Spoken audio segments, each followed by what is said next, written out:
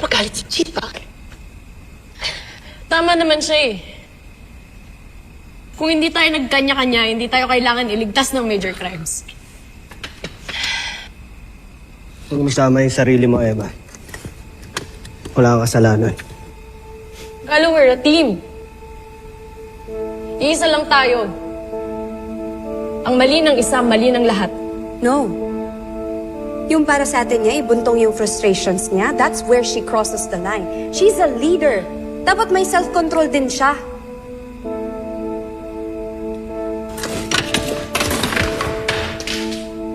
Alam niyo, mas magandang pag-usapan to pag may kaharap tayong alak. Ay, napapayag si Boss. Kung ayaw niyo, di wag. Ako malilibre. Sama kayo. Count me in. Jesus. Tampay!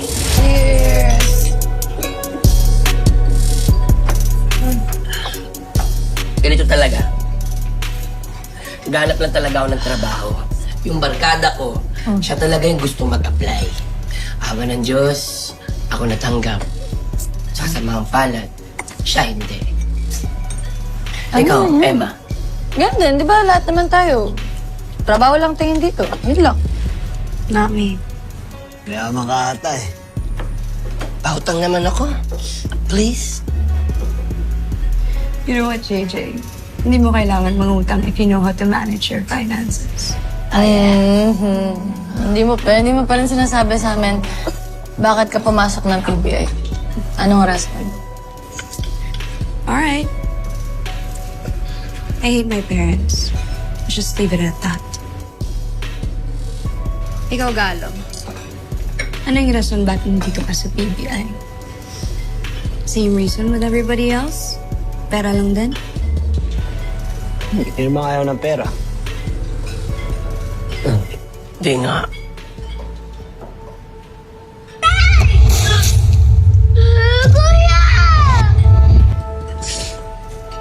Kuya ko. Natay ng mga sindikato.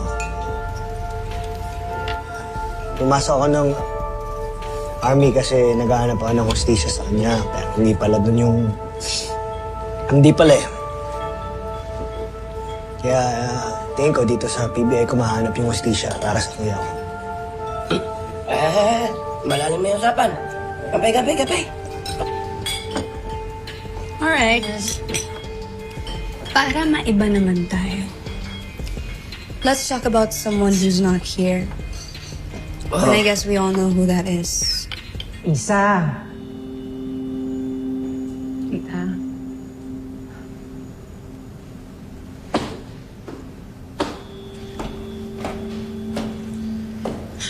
Tita, alam mo, di ko alam bakit hindi ko mapasunod yung mga tao ko talaga.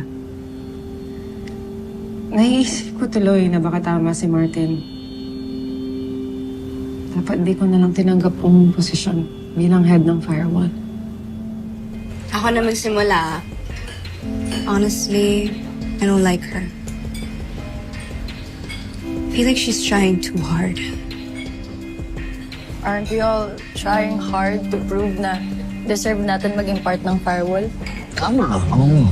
Totoo yun. Bayin niyo ako.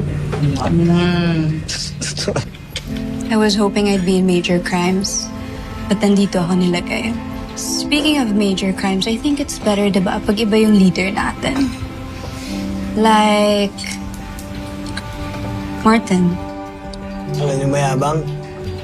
Grabe ka naman sa mayapang. Ba't? Hindi ba mayabang yun? Hey. We owe our lives to him and his team.